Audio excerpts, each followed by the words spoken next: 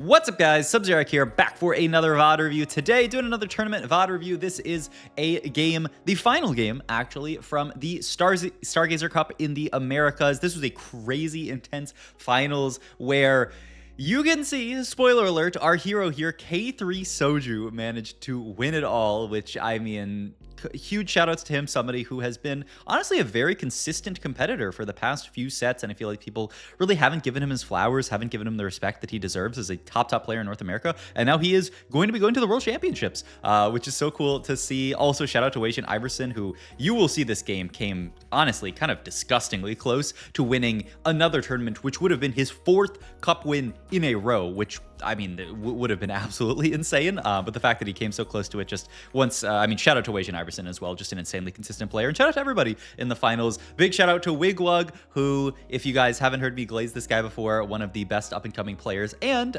you know, is a longtime viewer of the channel, so shout out to him. He never fails to say that I'm his one of his favorite content creators, so always cool to see, you know, my representation. Wigwug is fulfilling my dream of winning one of these cups, which, you know, hopefully, hey, I'll be up here one of these days soon, very, very soon. Well, can't be that soon because I'd have to, I mean, at the soonest it would be next set if I promoted to tier 1 this set, which, I mean, hey, it could happen. All right, first augment here.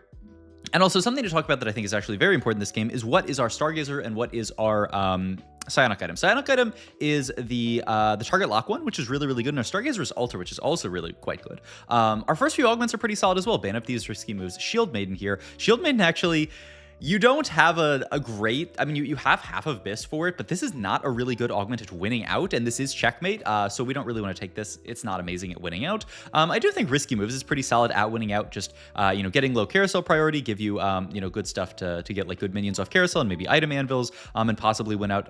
But K3 Soju, baby, sees carve a path here and says this is actually going to be our best route here. This is a very solid augment if you think about just the value that it gives you. It gives you a sword right now, and once you cash it out, it gives you another 2 swords. That's 3 items for a silver augment, which is obviously amazing value. The big downside is it takes a while to get there. But Soju says, you know what? We have this Deathblade, which we can make, which is one of the best just damage items in the game. Plays really, really nicely into Corki, you know, decently into other stuff. But in a second, you'll see we're going to scout the lobby, see all these other players, you know, with Expedition and things like that. And we're actually going to say this is not a Corki game. I think so many people would see the spot and say, we have a DB Slam, GG's, we're playing Corki. No, Soju's actually going to start planning out a Stargazer right here because he knows we're in the altar, which means that you know, we're going to get, this is one of the best Stargazers for Xayah. It's a bunch of attack speed and HP on our board for free. That's going to work really nicely with the Deathblade and all these extra swords that we have, the extra attack speed, scaling up that damage from the Deathblades. And we also know that this is a relatively uncontested line compared to the likes of Corki and Master Yi. Those lines a lot harder to, you know, hit because they are so contested,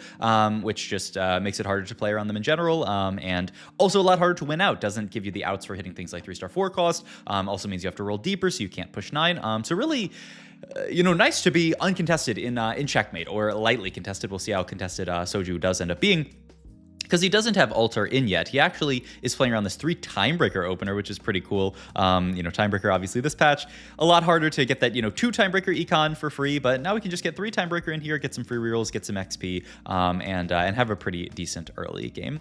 Item off carousel here. We'd love to start going towards some tank items, but the Cosmic Hex with the bow attached is really tempting, and so we do end up taking this here. It's just some extra frontline, and the big thing is it's a bow, and Xayah needs at least 1 bow, sometimes multiple, oftentimes multiple, to get to her BIS. We level up here. Really, we're on a bit of a mixed streak here, so the level is kind of interesting, but I mean, the idea is just, we want to be doing as much damage as possible with our Deathblade here. It's a decent spike to get Rost in on this board. The Cosmic Hex is there on the right side, a little bit, you know, close to the middle, but on the right side here, with the idea that, you know, hopefully we're going to get Nunu, and we can put him into that Cosmic Hex down the line. We also do beat Wigwug, who is just open here with AFK, a disgusting amount of gold, actually. My god, 50 gold here, AFK, and also did pick up a Jax there to hold on to as well.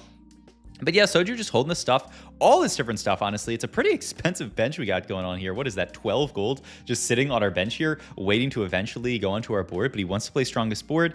He's actually going to sell off that Pantheon here, and so yeah, I think he's going to start selling some of this extra stuff here. Yeah, get up to 30 gold, move the items over to the Rost here, who is just a solid enough unit. We're going to take another loss here, but hey, I mean, that's another free reroll that we get for playing this setup, and we're doing okay on the damage here. Here is where I will say the game starts to get very, very good. And you start to say, thank you, thank you, thank you, Mort Dog. In the words of K3 Soju, after he got out of this game, you got to high roll something. And this was his high roll this game, is finding a Xayah here. Means that he can easily play into this Stargazer line. Means he can get Altar in now as well and start stacking it up. So this is amazing for him. This is putting him into a really, really nice spot to make it to this Xayah comp, which is what he wanted to play to in the first place. Once again, I wonder, I mean, obviously had he, high rolled like a Corki in this spot, he would have played Corki from this spot, but hitting the Xayah works perfectly with the clan that he already had, and it's also just obviously really good. Get the Altar and start stacking that up. Opsimic Protector's Vow, obviously Nunu's best item by far, so we can throw this here. Also leaves Belt open for stuff like Even Shroud, or even like a Morello or a Sunfire if we have to go there, and we do win against Brubber Bahu. So a great spot for Soju. Going into second Augment here, we are not really rich. We're not super, super poor either. It's kind of an awkward spot in regards to that. You could take cognitive tax if you have to. It's I think we are actually on even EXP now, so it would be a little bit awkward to get back to odd. And yeah, it looks like he's actually going to roll that first because he's like, yeah, it's going to be too awkward to use this. Roll, and ends up taking small grab bag here. He just likes small grab bag as an item augment in general. It's kind of surprising actually that he wants this many items, but he's thinking about, duo carries in spots like this. I wonder, I think he just likes small grab bag to get to items onto Xayah here, because I think second wind is a tempting item drop or, augment drop to take here. Obviously, all that extra HP that you're going to get from Altar is then going to get scaled up by the heal from second wind. But the idea is we have a Xayah right now. We'd really love to complete an item on her because we're ahead of the curve in units right now, right? Having a 1-star 4 cost is just going to be much stronger than most people this stage. And so getting to 2 item to her, maybe even 3 item if we got another offensive item and then could slam something from Carousel is really the dream here. And he also ends up making the Morello here. Gets down to that heal cut. Also, once again, wants to keep our streak here. And you can see as we scout the lobby, there's really not many people angling true, Stargazer Xayah stuff. People like Darth Noob here, who is playing towards an actual TF reroll line, so they're going to steal, a Jax and some of that kind of stuff. But it's really not the end of the world in terms of contest. And once again, being uncontested in checkmate is really, really good. This was a game where 6 players were in check, so obviously a little bit hard to contest there. He considers ephemeral rolls here. The extra bow is pretty solid. Cryohex is also really, really nice. I'm actually, also a little surprised that he does end up going Cryohex here, just because I think ephemeral rolls is really, really solid. We already have this frontline hex, so he's going to have to go for another frontline hex, which he ends up putting here, which ends up being quite weird later in the game. His idea is, I can put 1 tank on the right side here in this Cosmic Hex, put another tank on the left side here in the Cryo Hex here. Nunu tends to want to sit in the middle of the board, and so I'm kind of surprised he doesn't just throw the Cryo Hex in the middle next to this other Cosmic Hex here. Nunu just has a much better time rolling balls on backline from the middle than he does on the edge. On the edge, sometimes he ends up rolling his ball all the way through the enemy front line and just missing backliners entirely.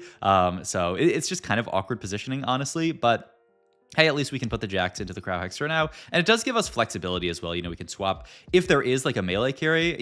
Thinking about it here, this is probably why he ended up doing this, is to be able to position against melee carries. Because, if there is somebody who does, put their Master Yi far on the left side there, there's not really much that we can do about it if we don't have that Cryo Hex there. We'd have to either sacrifice it by putting our Nunu in the middle, where that potential Cryo Hex would be, and then just get wrapped and have our life suck, or, sack the Cryo Hex. And this way, he can position either way, unit on the right side or unit on the left side to catch a melee carry here, which honestly makes a lot of sense the way if you think about it that way. But it does, of course, make the Nunu position a little bit awkward. But yeah, we make it through this stage here, get a gold orb here, which is not bad, has a decent amount of gold in it, which is pretty solid. We get a Kraken, which is, it's kind of an interesting slam onto Xayah here, because we already have all this AD from Deathblade, but it's a good item onto her, and we don't need as much attack speed as you would normally in this build, because we do have the Altar to play around. And yeah, he's going to get 3 Timebreaker back in here just as a really nice econ trait as well, and just going to start pre-pumping here, saying, okay, we can go next round, and,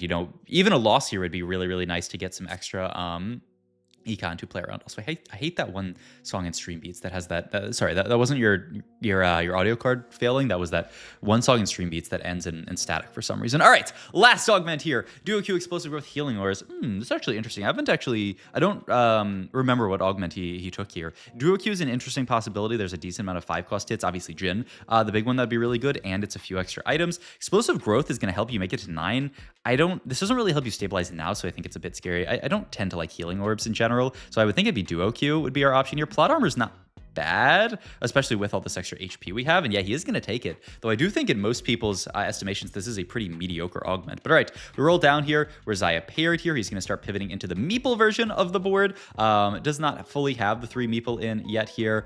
So he is just going to field this board for now and put the Nunu there. And yeah, he's actually, wow, not even going to use this. Okay, yeah, he does use the extra free roll here. I'm like kind of surprised he doesn't roll any deeper in this spot here. I'm going to move some items over to the Samira now. And yeah, just have our 3-item Xayah here, 3 sniper in. And yeah, ended up kind of not really playing this like full-on meeple version here, but playing more of just a sniper's good stuff board. Just play around the units we hit. Rotating to this Zoe 3, Leona 3 board from Prestivant here. Kind of crazy that he got to that board, but we are going to lose to that. Gonna get our swords here, which is pretty nice, and our altar evolution, and we're going to hit the Xayah 2 here. So this is really, really good, right? This is where the spot starts to actually look pretty nice.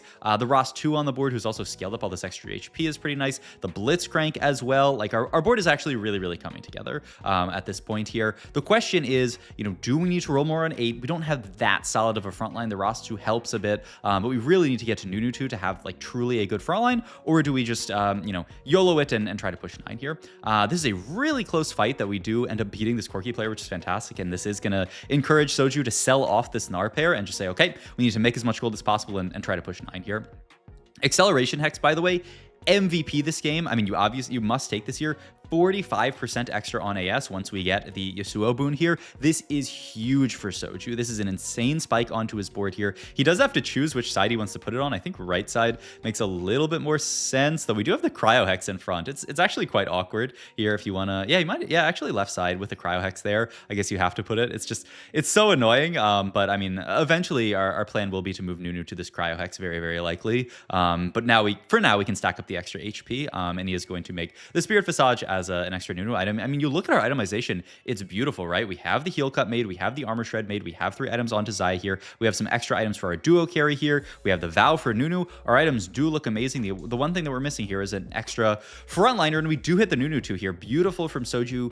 Wasn't rolling at all, but the second he finds Nunu pair there, all of a sudden the calculus has changed, right? All of a sudden it's really, really valuable for us to roll there because we're Nunu pair, we end up Samira pair as well. We roll down and pretty quickly find Nunu 2. Once again, this is the value of being uncontested in one of these lobbies, is you can hit the Nunu 2 really, really easily and spike and, potentially make it to 9 to that cap, and, maybe even 3-star 4-cost cap if we want to get there. Something like the Rammus, something like the Mighty Mech, these units are so much harder to find. So Soju really finding just the perfect line into an uncontested comp here.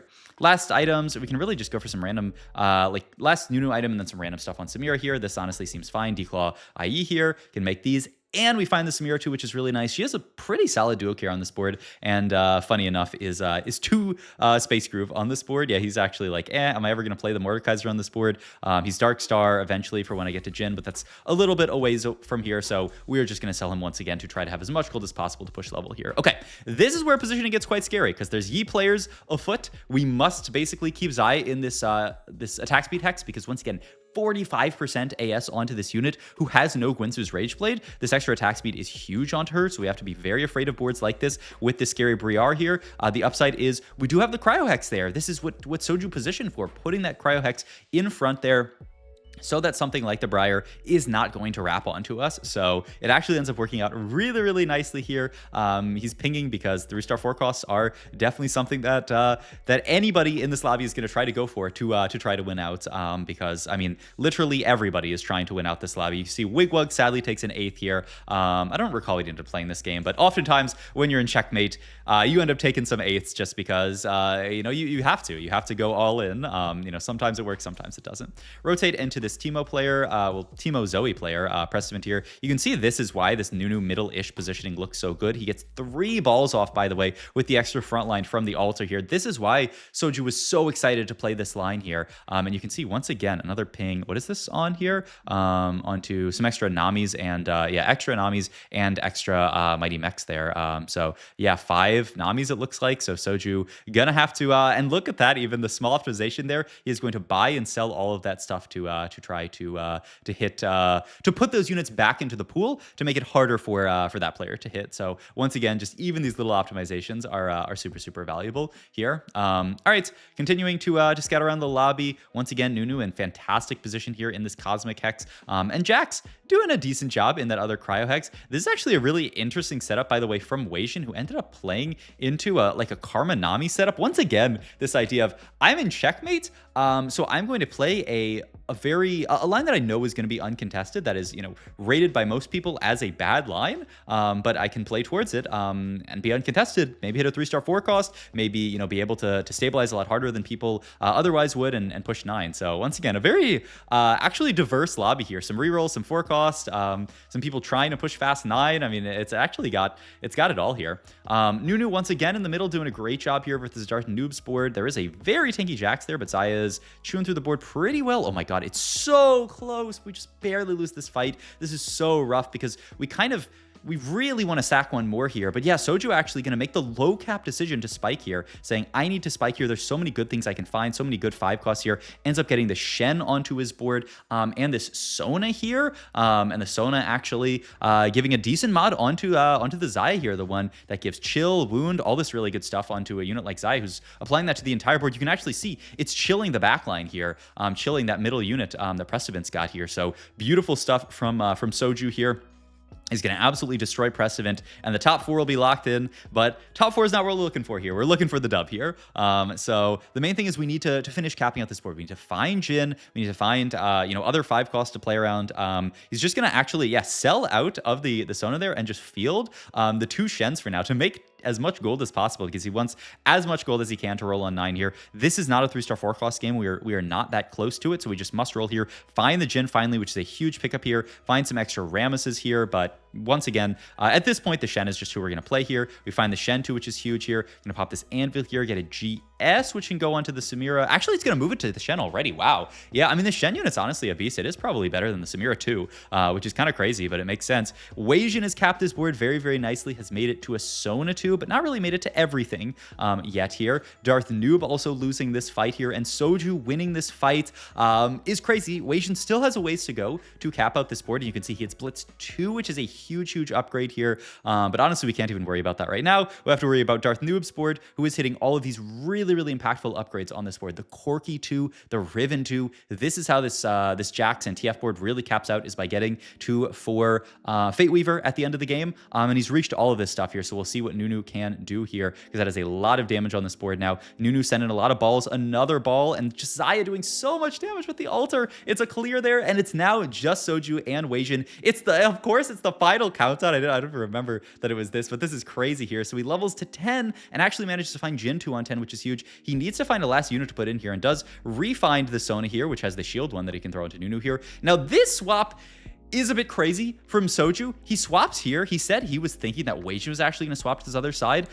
It actually ends up being okay because Sona gets a good ball off, but it also ends up being horrible because you can see this Bard ult ends up wrapping on the entire backline and killing everybody here. So this almost ends up being a huge blunder for Soju. He drops down to 6 HP here, and we must play one more fight here. So Weijin is on 17 HP, so if we have a close win here, we might even, you know, be looking at another fight after this. Picks up a TG out of this item anvil here, ends up being this Void Staff Bramble, which I think should have gone on Shen here, actually. He ends up throwing it onto the Samir here, but I think this should have gone on Shen. But he ends with this with the Nunu in the middle here in a really good spot. Eats a big Bard ult at the start here. You can see this Nunu just so tanky with this altar here. Can get multiple balls off here. The Bard ends up going down. The Sona ends up going down. And it's enough of a win that Soju wins the game. And wins the entire tournament. So congrats to Soju. I just thought this was a really fun game, a really good idea to play this like more uncontested line, and obviously high rolled some stuff, but made a lot of really cool decisions along the way that ended up allowing him to win out the lobby and win the game overall. So great game from Soju. Hope you guys enjoyed this video. As always, if you did, please like the video. It's perfectly free. I mean, it is. It helps the channel out a lot. Subscribe down below if you enjoyed and enjoy my kind of content in general. Comment down below what you think about. Are you excited to see K3 Soju go back to Worlds this set? He actually like insta ended the stream, by the way. You can see here, legit, he won and just pieced out of there. At least he went on Frodan's co-stream to have a little bit of a victory lap, which was cool. But I mean, just a cool game from Soju. And I mean, I'm so glad once again to see him doing well, because he's somebody who puts in a ton of work and honestly doesn't get the respect he deserves. I will see you guys in the next video. Thanks for watching as always. Do all that stuff. Follow my Twitch down below. Check out my Metafy for all your coaching needs. And yeah, I will see you guys later. Bye-bye.